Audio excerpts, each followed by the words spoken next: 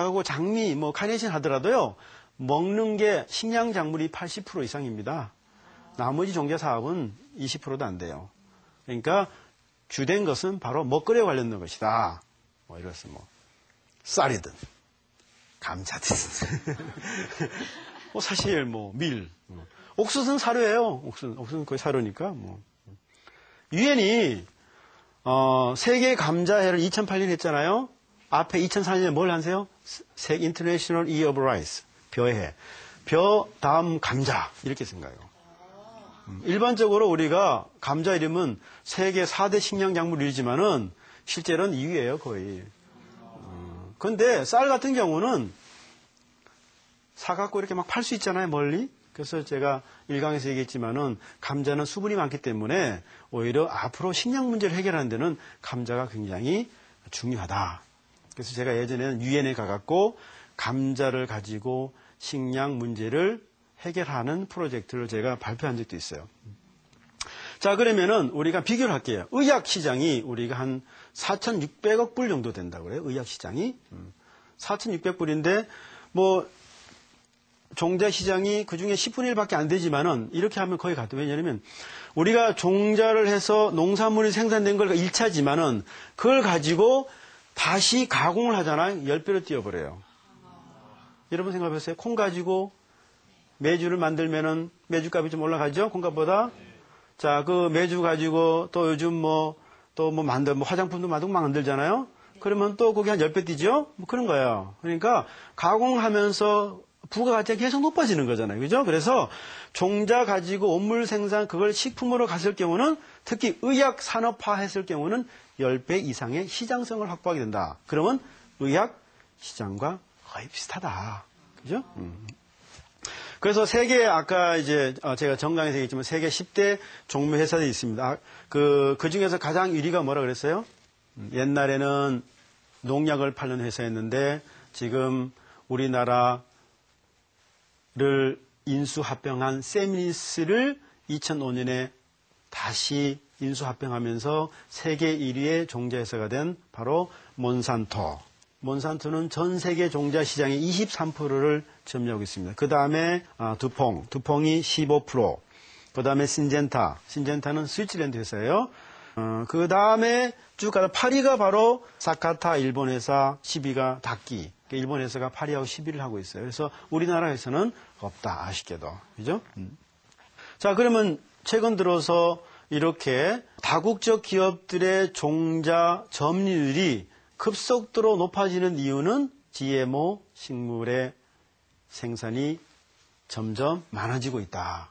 그래서 다국적 기업들이 생산하는 것이 옥수수나 콩 같은 GMO 식물을 많이 하고 있다. 자, 요즘 들어갖고 중국은 세계 종자 시장이 2위입니다. 인구가 많다 보니까 그죠? 채소도 많이 먹고 그런 시장이 큽니다.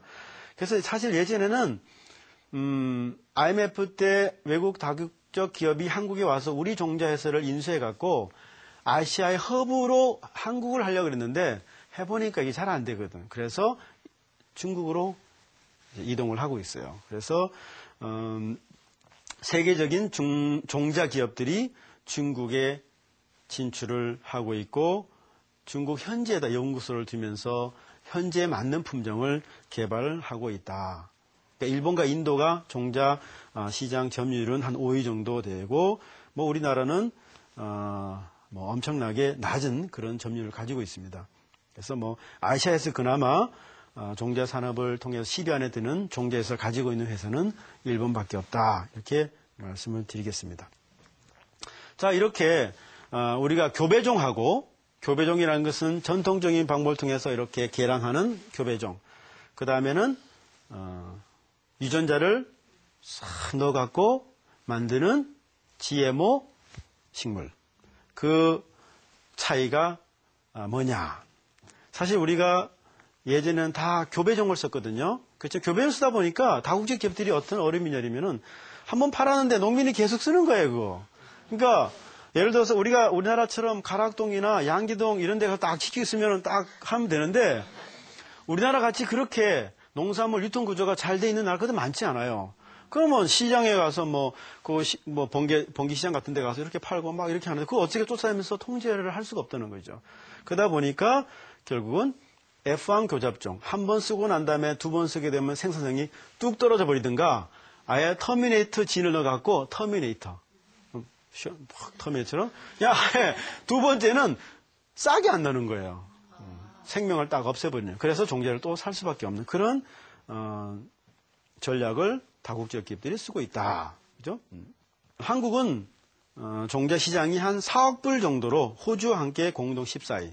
호주는 인구가 적잖아요. 그죠? 한 14위 정도로 종자 시장은 그래도 14위면 작은 편은 아니에요. 그런데 거의 70% 이상을 외국 종자에 의존하고 있다. 이것은 사실 안타까운 일이죠. 우리가 박태환을 금메달 딸 때 우리가 다른 사람 시켜서 답니까? 아니잖아요. 그죠? 분명히 우리 금메달이잖아요. 그죠? 근데 우리 종자는 다른 사람 시켜서 금메달 따는 똑같은 거야. 좋은 물건을 금메달 물건이야. 알고 보니 그 종자는 다 외국에서 왔어. 그럼 사실은 귀화한 종자를 우리가 써서 우량 품종을 만든 경우가 되겠죠. 아직까지 우리 종자 회사들은 열심히 지금 하고 있지만 그래도 거의 70% 이상이 외국 종자에 의존하고 있다. 사실 어떻게 보면 배추나 김치 원료는 우리가 오랫동안 전통적으로 품종 개발을 많이 하고 세계적인 기술을 가지고 있어요. 근데 이게 다국적 기업한테 넘어가면서 어떻게 됐어요? 미국으로 갔다가 우리가 역수입하는 그런 현상을 보이게 되는 거예요. 그죠? 우리 종자 가서 최종 미국에서 한국에 팔면 그 종자는 우리가 사야 되는 거예요. 그죠? 물론 그 다국적 기업이 우리 한국 회사도 가지고 있기 때문에 우리 입장은 아니죠. 그 돈이 어디나 외화로 나가는 거죠. 그죠? 미국으로 가는 거죠. 그래서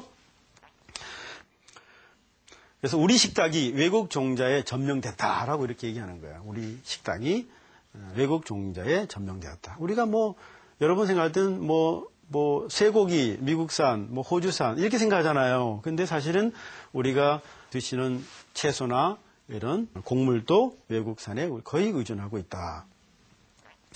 근데 배추, 고추, 무 같은 경우는 사실은 우리가 육종 기간이 조금 짧아요. 그렇지만 식량 작물은 좀 깁니다. 그리고 농민들이 심어서 피해를 보면 안 되기 때문에 식량이기 때문에 그래서 한국 같은 경우는 국가가 2년 동안 시험 재배를 해갖고 괜찮으면은 그때 들어서 판매를 허용하는 그런 시기입니다. 이게 무슨 고추인지 아세요? 예, 청양고추. 예. 지금은 청양고추가 외국으로부터 역수입하는 그런 현상을 가지고 있다. 그리고 이 청양고추 하면 매운맛에, 그죠? 그러니까 요즘은 매운맛 고추가 많지만 이 청양고추가 매우면서 우리 기호에 맞는 그런 품종이었는데 지금은 사실 외국 회사가 이 지적 재산권을 다 가지고 있다. 그런 거죠.